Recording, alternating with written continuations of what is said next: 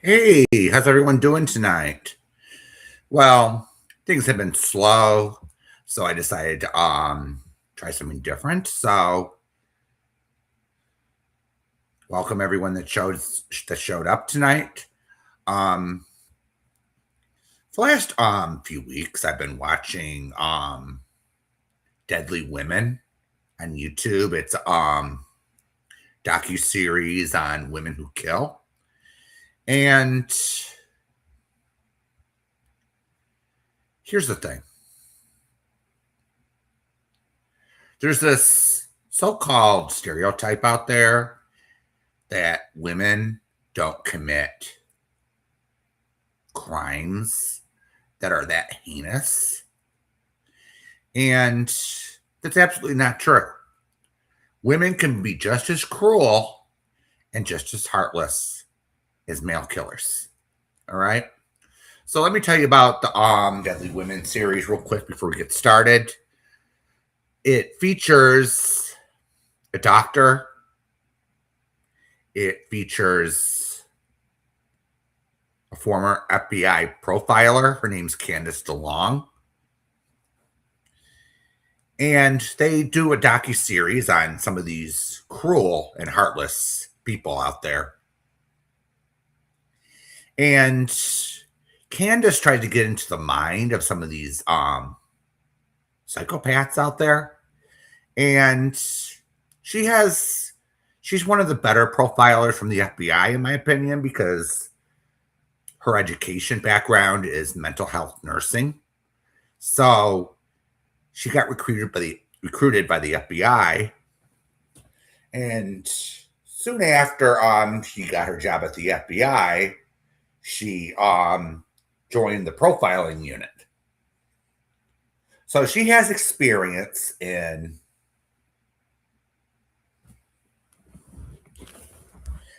mental health issues, and she worked at many mental hospitals. So if anyone would like to join me on panel, the link is pinned. All right. So we're gonna get started with the one vicious female that is on death row, and she's scheduled to be executed next month. Some people may have heard of her, some people may have not. So let's get the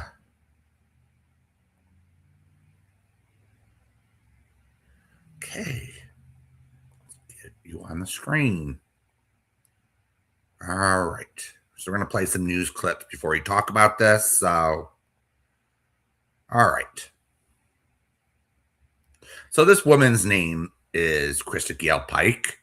She's going to be the first woman executed in the state of Tennessee since 1819. So there's a little bit of a historical precedent for this. So, or historical value. So let's play. Tonight, the only woman on death row in Tennessee won't appear in person for a hearing set for next week in a Knox County courtroom.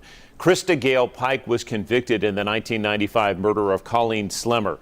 The two teenagers served together in the Knoxville Job Corps. Pike faces execution this year and was set to attend an upcoming hearing targeting the lethal injection process. Her lawyers plan to argue. Well, she should have thought about that before she committed her vicious crime. That's just how I view it, all right?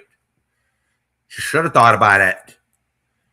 Argue the IV needle used in the procedure would interfere with a blood condition for that inmate and cause, in their words, serious illness and needless suffering. The hearing will still go on as planned. What about her victim? What about her pain and suffering? What about hers? What about the victim in this case? And it's not this woman on the screen, all right? And Pike will watch it live at a rehab center outside. Well, probably she's on death row, and they don't want any hiccups due to transporting her to court. So they're going to do this virtually. Of Knoxville. The death row inmate did waive her right to appear in person. Her execution is set for September 30th at Riverbend Prison in Nashville. A man convicted of a rare crime in Anderson County. All right. So, hey, Honey Munch, welcome. Yeah, this is, yeah. And on that series, Honey Bunch, all right, they had all these female serial killers. Hey, Pig Bomb. So they have all these serial killers on the show, and you'd be surprised at how many there are. And this FBI profiler says many women fall under the radar because they assume a lot of the police, females don't commit serial killings. That's another misconception. All right. So Krista Gale Pike murdered Colleen Schlemmer, and she didn't just kill her, she tortured her.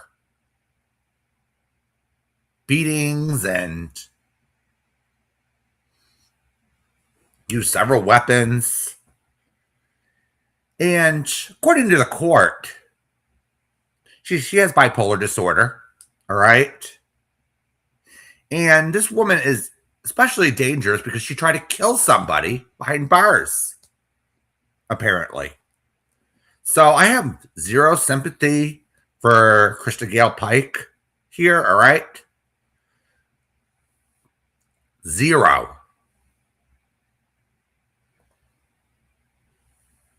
Let's see here.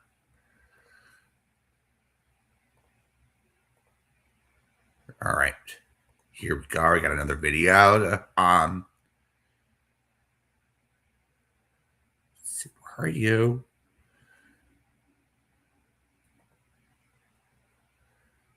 Wrong tab. Oh, here we go.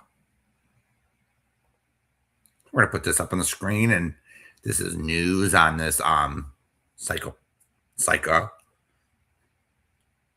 Yeah, most of these women, Honey Bunch, deserve very little sympathy. All right. I'm glad we agree on something. So here we go. We're going to push play, and where are you? Oh, here we go.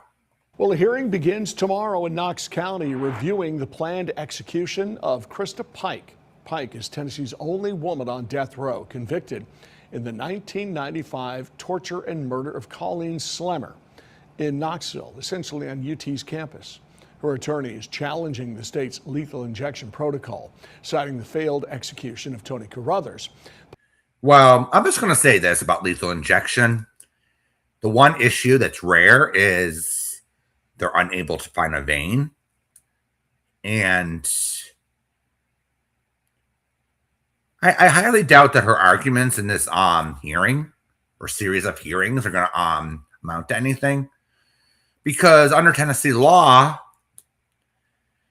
she could choose between lethal injection or the electric chair. So I highly doubt that this is going to go anywhere. She's just desperate, crying, I don't want to die, but Pike is set to be executed September 30th. The hearing runs through Friday. She will appear virtually. Her attorney will be there in person. We're going to let you know what happens as this happens. All right. So we can all see that she's desperate to get off of death row, and I'm just shaking my head. All right. I'm shaking my head in disbelief. She has the right to get electrocuted if they don't find a vein. And that Tony Carruthers is one of those other inmates where they couldn't find a vein for over 30 minutes. 30, 45 minutes, they couldn't find a vein. So maybe he should get the electric chair. Here's the thing, all right? With these rare instances of unable to find a vein and They should have an alternate method of execution. All right. Let's just put it bluntly. So this woman,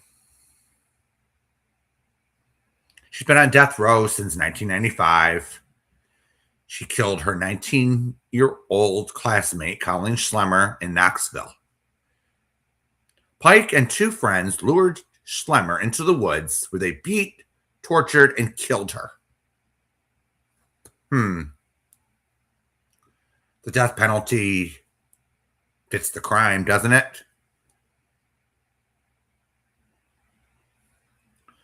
No sympathy. I have more sympathy for the victims in this case.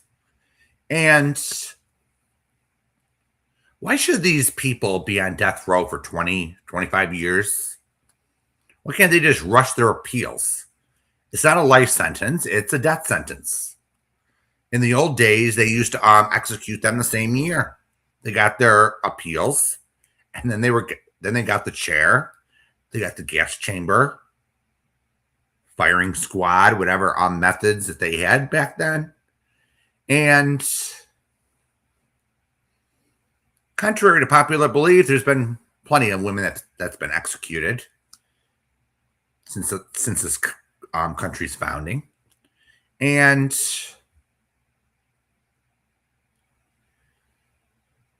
Krista Pike deserves zero sympathy. All right.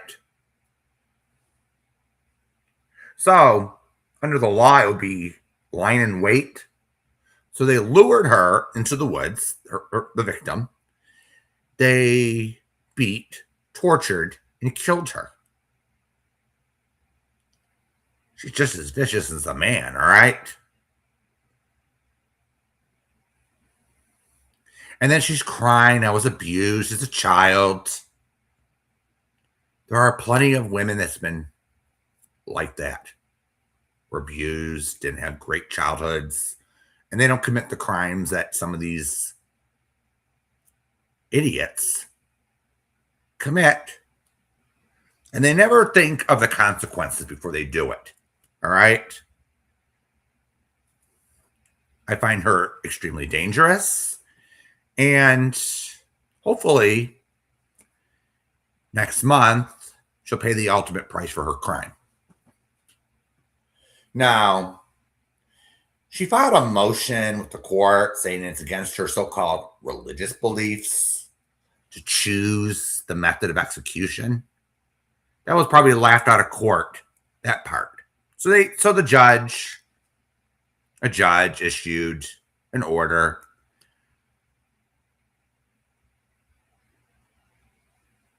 assigning a special master to investigate the lethal injection protocol in Tennessee, which in my mind is ridiculous.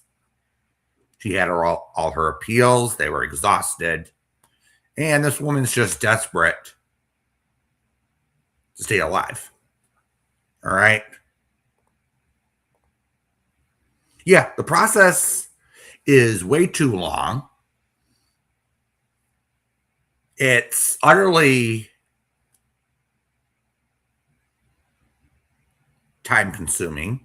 They should just rush these death penalty cases through the system. Let them get their appeals. Let them have their judicial review. But the victim should have some kind of justice, all right? Sooner. So,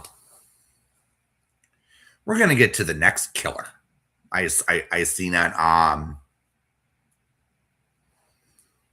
Deadly Women.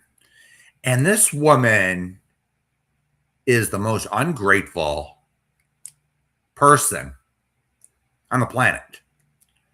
So her name's Tiffany Cole. She was convicted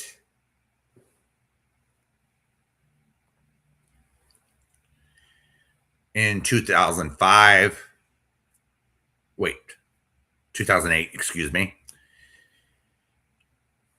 of kidnapping, robbery, and murder. So her victims, Reggie and Carol Sumner, were very good to this woman. All right. They even gave her a car when her father died. They used to be neighbors. These victims were such good people. And she got greedy. She chose a life of drugs. Okay. So there's a few people that were that happened to commit the crime with her. And she got awfully lucky.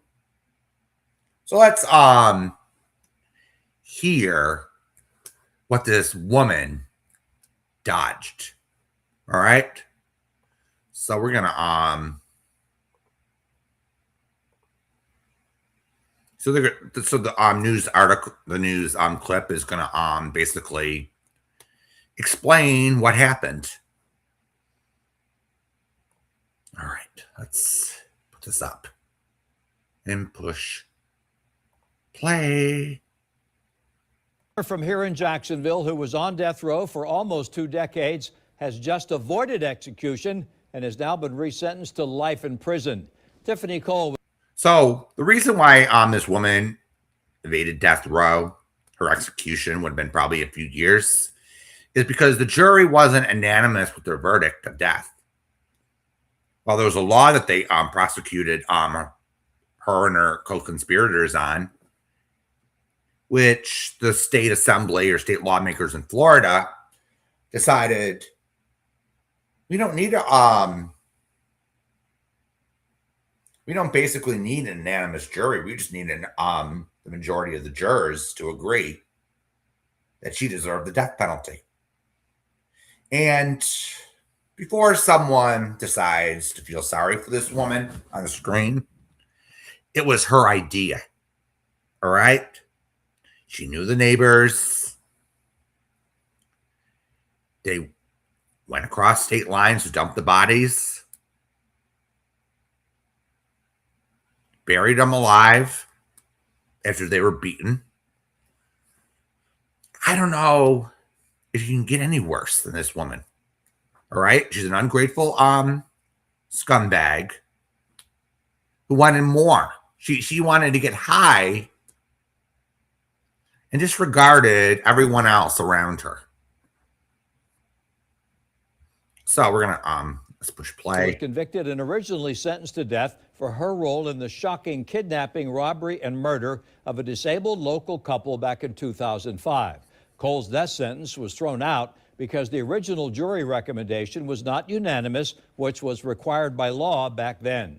News4Jax reporter Brianna Andrews is joining us from the Duval County. So what are they saying? That the law was unconstitutional or something? And I have to look into this. Courthouse. Brianna, at this resentencing, just 2 jurors voted to reimpose the death penalty. That's outrageous. For this type of crime, the viciousness, the cruelty, the indifference to human life.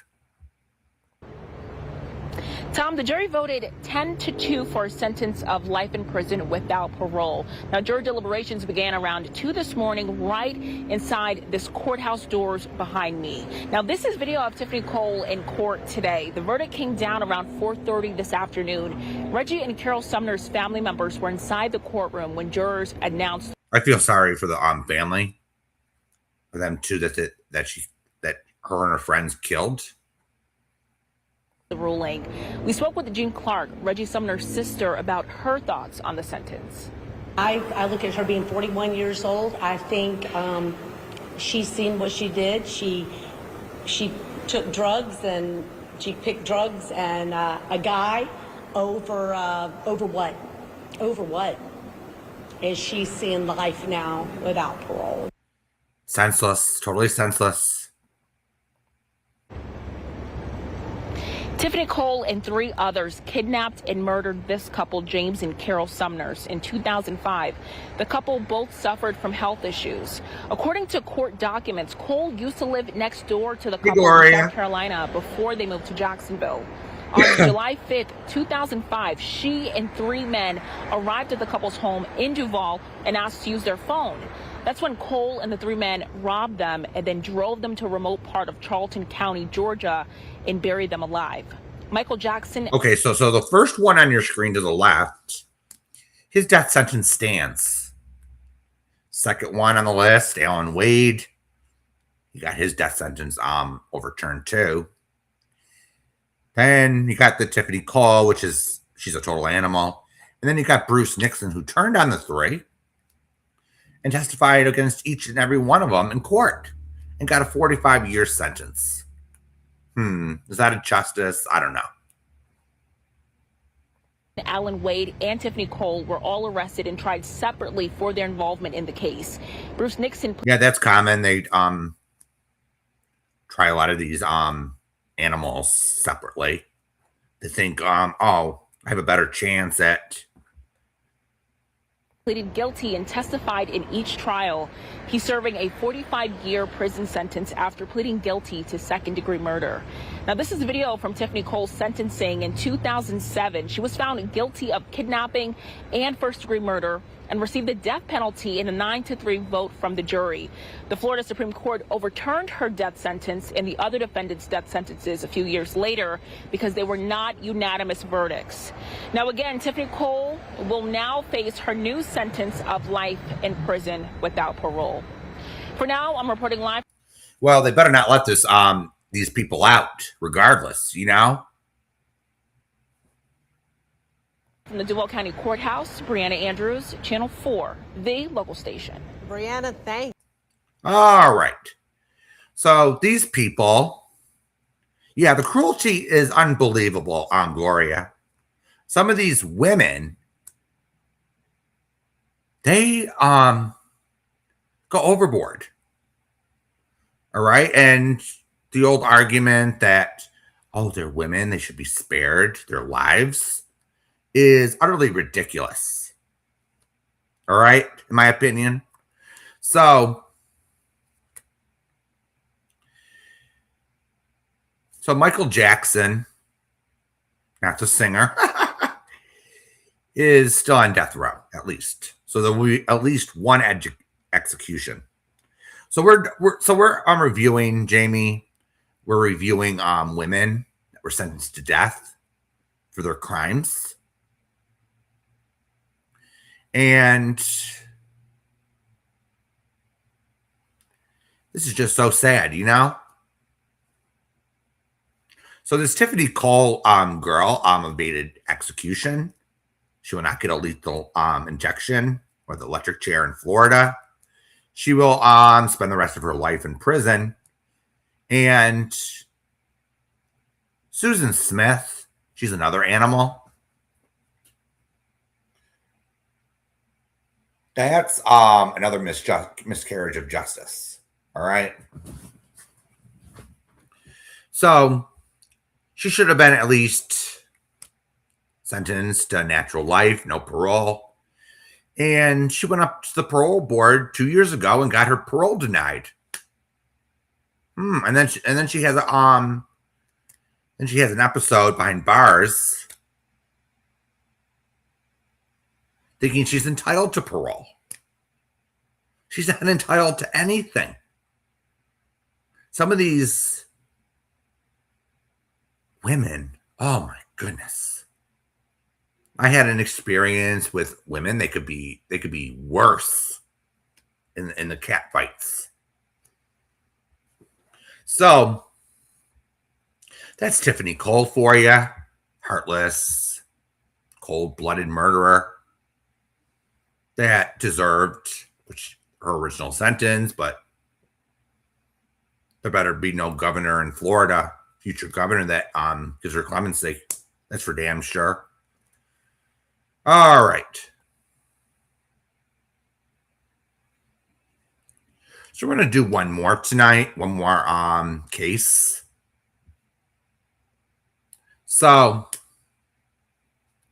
there's a woman who decided she didn't want to be married anymore. She was having an affair. And she decided to orchestrate her ex-husband or husband's murder, whatever marital status you want to give her. So she decides to move back in their ex-husband. and took out a life insurance policy on him. And then she had her boyfriend do the deed. So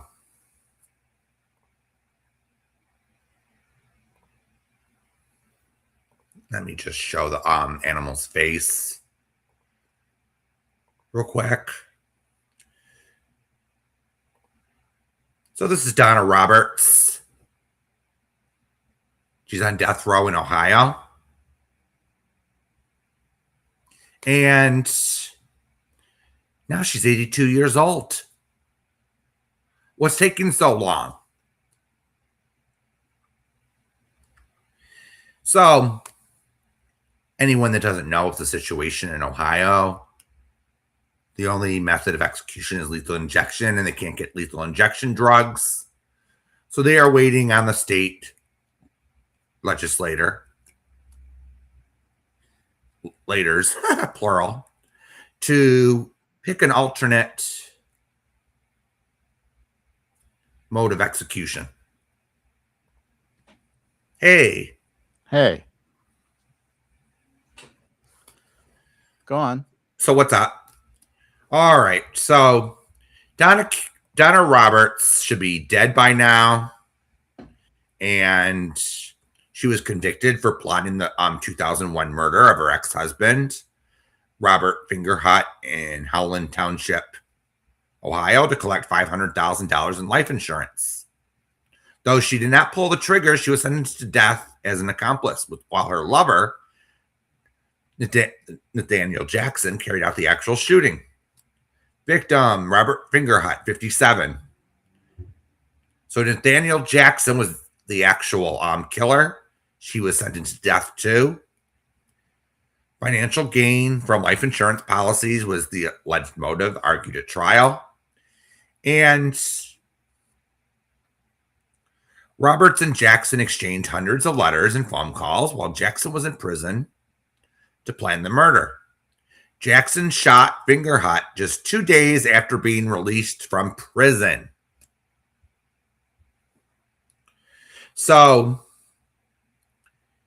Donna Roberts was long known as the sole female on Ohio's death row.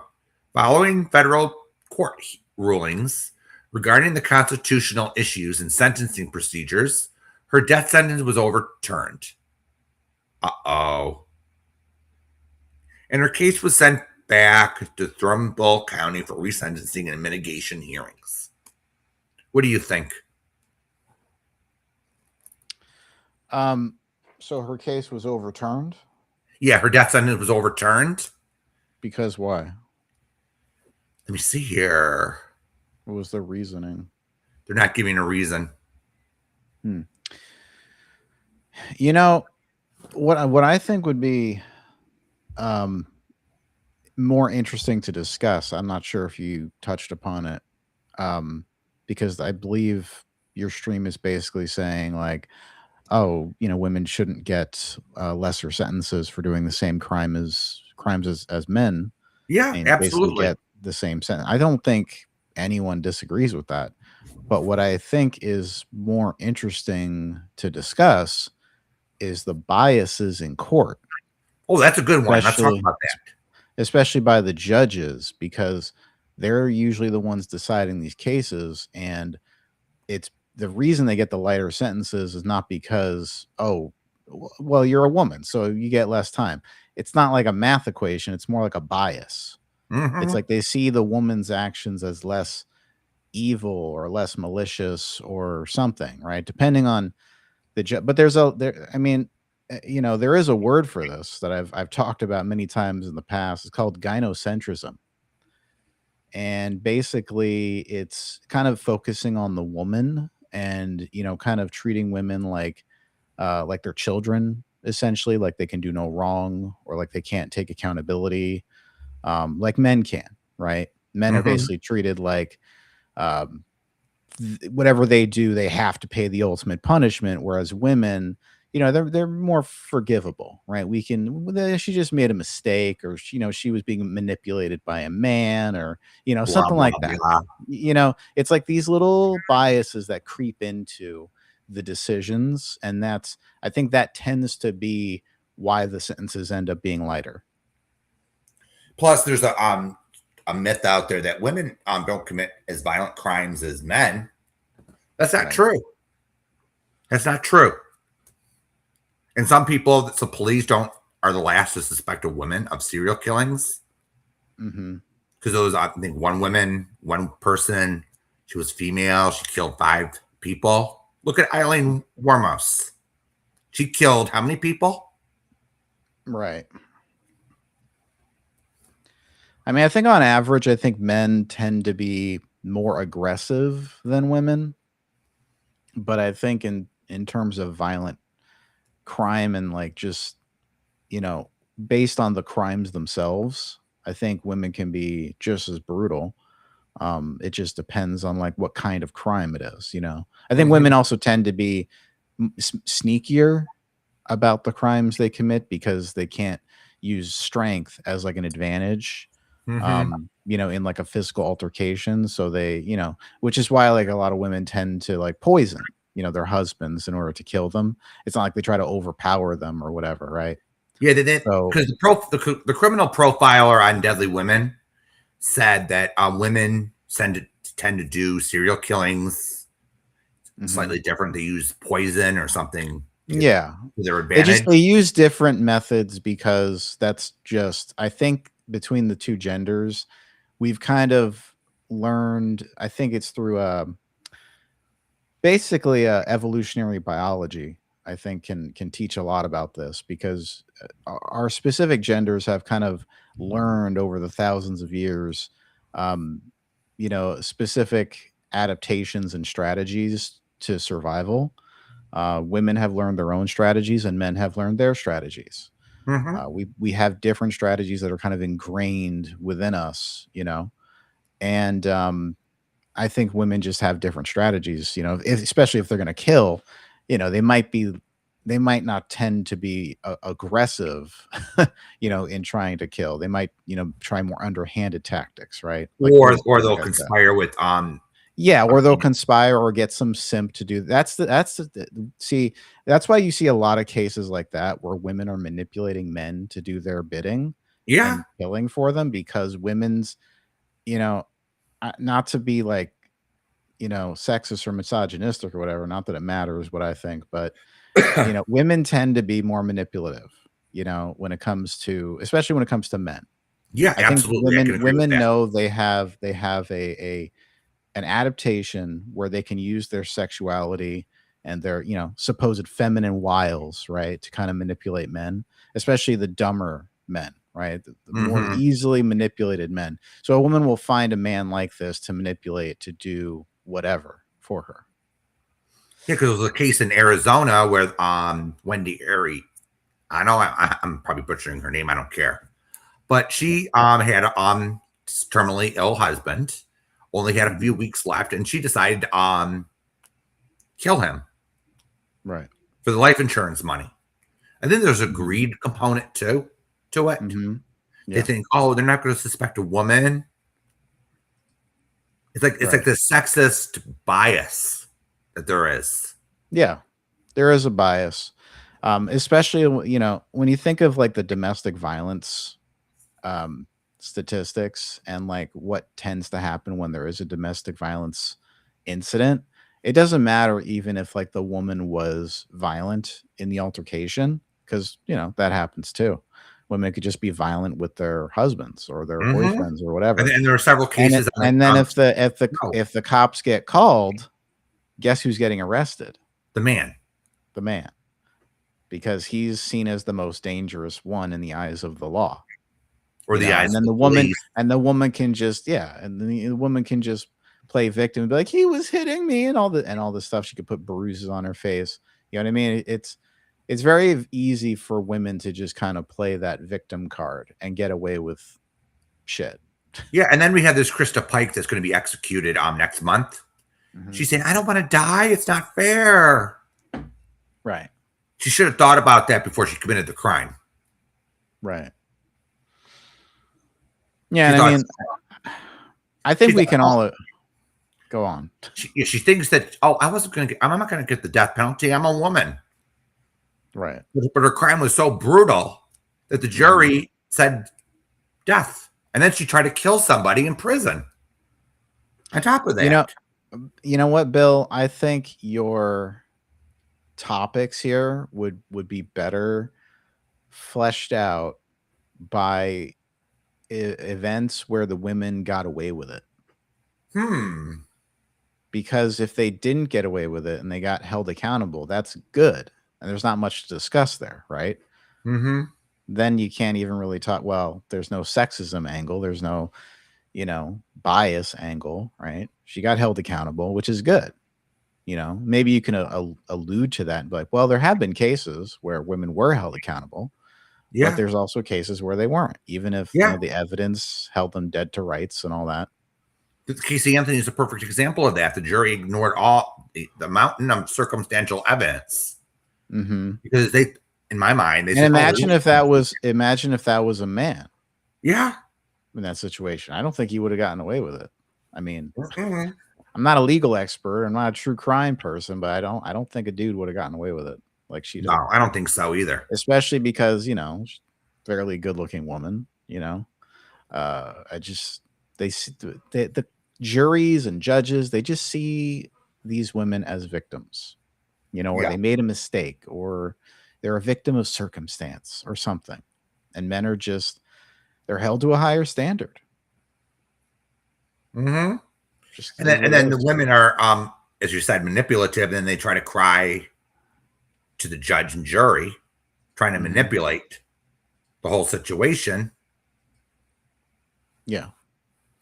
And sometimes it works during sentencing, unfortunately. Yeah, that whole defense they can play, And if there's a man in the equation, oh my God, they could be, oh my goodness, if I committed a crime like they did, I'd probably be on death row too. See, that's the thing. A woman only needs a man to point to in any given scenario, and she can basically get off scot-free. And then there's this myth about domestic violence. Only the woman can be a victim of that. I've seen many cases where the women were the abusive one. Oh yeah, there's lots of cases. There's maybe like 40% of cases where women are the aggressors. Betty Broderick was one of them. She was the abuser. And so was her ex-husband. They abused each other in a toxic relationship that shouldn't have gotten that far. Right. And then she couldn't, she stayed apparently because, my husband's now a success. And then she got screwed on the divorce because she's crazy, Yeah. So yeah, I think it's interesting. I think it's interesting discussing this stuff from like a kind of a sociological and kind of psychological and biological standpoint. I think that's the interesting part about this. Because people aren't perfect. No. And I feel like if you fed all these things into like these cases into like a machine and said, hey, make a verdict based on just the facts, I think we get very different verdicts. Yeah, and they said on the statistics say women kill their husbands just as much as the men kill the wives. But there's this perception or myth, women can't be serial killers. Women aren't that bad. They deserve a break, or they deserve parole or something for when they kill their kids. Or there was one woman, she killed 8 of her kids. Wow. One after the other. She killed every single kid she had? Yeah. So she was an octogenarian or whatever. What is it called? An octomom? Is that what they call it? Not octogenarian. She was an octomom, and she killed all 8 of them, huh? Yeah, and then she kept giving birth, and then she poisoned each and every one of them. And here's the irony: that woman, She has her cuck husband still standing by her. These simps, man, they let the women get away with murder, literally. Mm-hmm. Simps, I have a big problem with simps. You know what's funny is like a lot of people they kind of assume I'm like a woman hater or whatever. Like, oh, I hate women, right? It's very easy to get that from things I say if you're an idiot. But honestly, what I hate more are the simps. Mm-hmm. The simps that let these women get away with this shit. Oh, hey, Kendra. Because if those simps didn't exist, women wouldn't be acting this way, you know? Yeah, but here's the thing. They wouldn't feel like so entitled or try to manipulate their way out of stuff. They wouldn't be able to manipulate anybody. You know? Yeah, and it's pretty sad that we still have these biases about women when women can commit the crime just as horrible and as a man can. Sometimes Sure. they're worse Yep. than men. Yep. That's true. And then they cry when they get the death penalty and oh, I'm the victim, ultimate victim. My childhood was shit. I was abused by my parents. But plenty of people went through the same situation and didn't turn out to be cold-blooded killers. Right. It's a sexist element, in my opinion. For sure. I think yeah. women, and I'm trying to show here, women can be just as bad as a man can. Yeah. Well, they're bad. They're bad in different ways. They're bad in more manipulative ways, I think. Because when I used to go over a decade ago to the clubs, the women started the worst fights. The lesbians. Oh yeah, lesbians have very high rates of abusive relationships. Mm-hmm. That's a thing. Yeah, you could. It doesn't matter what your gender is. It doesn't mean that you don't abuse someone just because of your gender. Mm-hmm. Because there's plenty of these cases, and they say, "Oh, it's rare when women do this shit." It's Have you seen the just outpouring of like female pedophilia cases? Oh yeah. In the last few years, like these female teachers, they're like, there's a common theme between them. Like if you look at all of them, these women are all like either like somewhere between 20 and 30 years old. They're all relatively good looking. And a lot of them are already married to a man. Mm-hmm. And they end up having sex with these anywhere from like 12 to 17-year-old boys. And it's so prevalent now. I like literally, I feel like every week there's a new teacher that gets exposed and arrested for this shit. And they everywhere. say only the men are sex offenders. Yeah, it's crazy like how much I see like on the internet about, women calling men pedophiles, and it's like, are you not looking at all the female teachers getting arrested for fucking literal, underage kids? Yeah, it's totally disgusting. It's like where and the way that they report on these cases also is more lenient on the woman, where they say like, oh, the woman had sexual relations with a 12-year-old. Instead of saying the woman raped a 12-year-old, they treat the woman like she's just having some sex. Yeah, and the men and the women should be treated equally on that front. Meanwhile, if it was a man being reported upon, it would be like a man committed rape on a child, But they don't say that when it comes to women in these news outlets. Yeah, it's it's watered down for females and then it's amped up for males. I think because they don't think men or even boys can be raped by a woman. Yeah, it's a double standard with gender yet again. Yeah, it's a double standard, and that's something that doesn't get said. It's just kind of implied by the story. Like, well, the woman, she had sex with the child, and it's like, why don't you just say rape? Yeah, it is what it is. It's weird. It is what it is. It's rape. Yeah. It's a rape of a child. You know why they don't do it? Why they don't call it rape? Because if the male in question is getting an erection, then that somehow means he's inviting it. Like he almost deserved it. Mm-hmm. I think that's the implication there. Hence why they don't classify it as rape. Yeah, they just classified it as fooling around with a minor. Basically.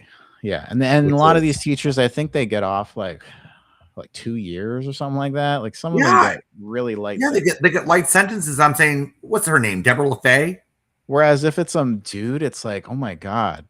Like there's so many people who are like, oh my God, we gotta, end that pedo and like, we gotta go after him. And meanwhile, the men in like the comments and just everywhere, they're like, oh, where were these teachers when I was in high school? How come I didn't get hot, sexy teachers like this? Like the double standard is just out of control. Like they don't hold women accountable. And then they had Mary Kay Letourneau, who was barely held accountable for her actions. Yeah. And she kept doing it. Even after she got arrested. It's like that would be one of the things I would change. If I was suddenly in charge of all these journalist rags, I would immediately start holding women more accountable for shit. Yeah, they're just as good as men, right? They're human beings. Yeah. They should be treated like it. Well, they're strong, independent women until they have to be held accountable for their crimes. Then they're poor little victims. And I'm sick of this woke culture where these women and other groups, they say, oh, we're the victims. Mm-hmm. They're no victims. It's like they're losers. Yeah. They want to sit there and they want to they say, oh, we're better than this group or that group. That's just reverse racism. Yeah, they're just fucking sexism. Losers. Oh yeah, there's plenty of them, Gloria. There's plenty of these women that kill their kids. They kill their partners. They poison them. Some of them that are abusive to their men, they shoot them themselves. Yep. And now some people are crying. Oh, Krista Pike got the death penalty. It's not fair. She's a woman. She should do life in prison. It's like, are you fucking kidding me? You commit the crime like a man, you can go to the death chamber like a man, or even get life sentences without parole like a man.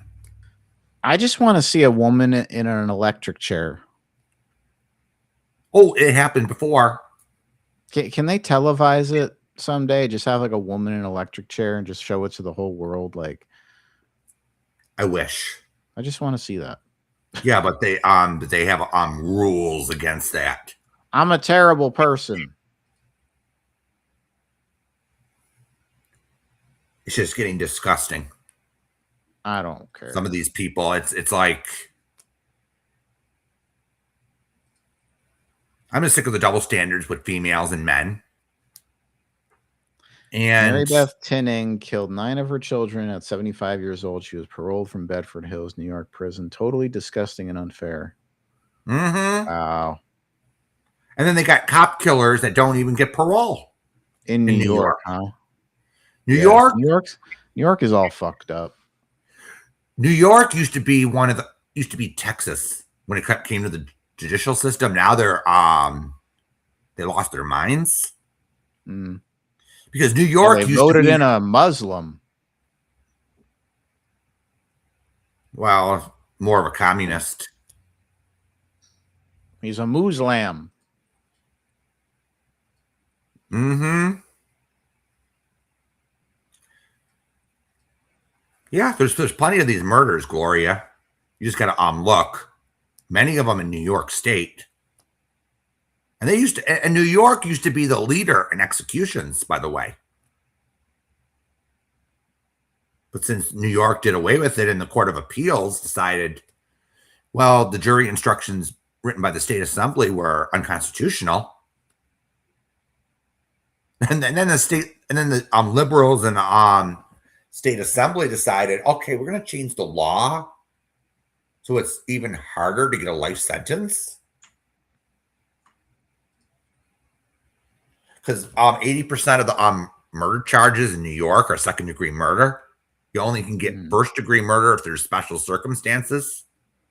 Mm-hmm. I don't think that's fair either. Look at these other states that have first-degree murder statutes.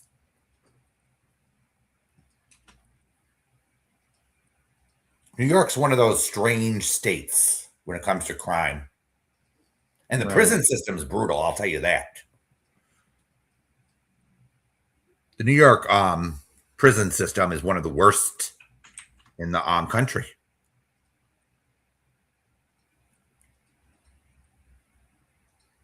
Yeah, I used to live in New York. It's just some of the people there that were getting elected, they elected Hillary Clinton, and I was like, we're out of here. Moved to a death penalty state, and they can't even execute anyone here. Because the state assembly decided, we need this Racial Justice Act. And it delayed executions for over 20 years. Now that Irana's law now puts limits on how long someone can get a hearing. They're kind of speeding it up. So we have a 90-year-old woman on death row here.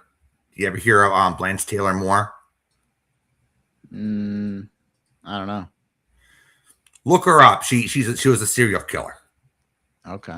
She's on death row. She's 90-some years old, and she's white. And then she makes a claim under the Racial Justice Act, saying, my jury was biased due to race.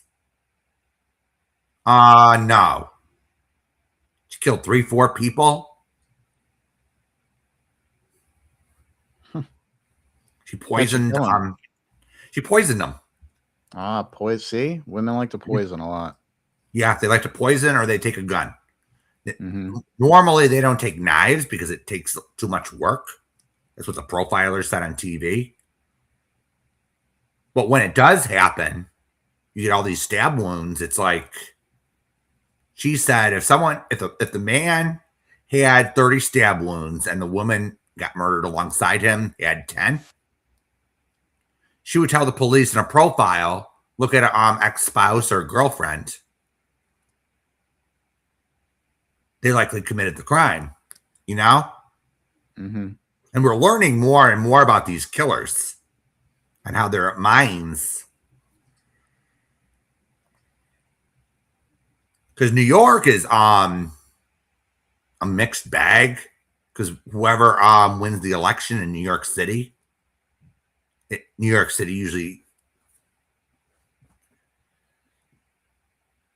picks the votes in Democrats.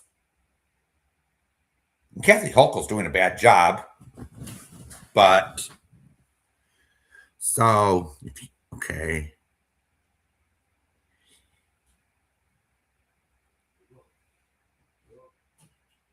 Yeah, absolutely, Gloria. I'm sorry to hear about your son, Gloria. I don't even know if I knew that. Yeah, New York has this.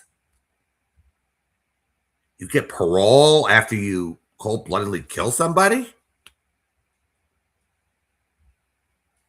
Yeah, it's 25 to life in New York. The minimum is 15 to life. So,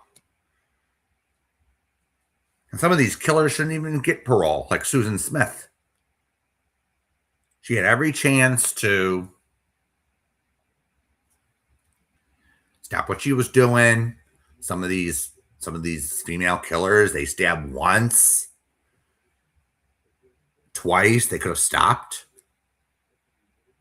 They could have changed their mind, but they continue to do it. So yeah, I just decided to do this live because I'm watching Deadly Women, serial killers, vicious female killers. Good stream, Bill. Yeah. I'm gonna get out of here. Yeah, I'm about to end. All right, later. But yeah, I wanted to tackle the issue of sexism in the criminal justice system. How one gender is treated differently than the other. And people need to wise up that women can commit the same types of crimes as men. And they're treated totally different. So I want to thank everyone for coming tonight. And I'll see everyone later, all right?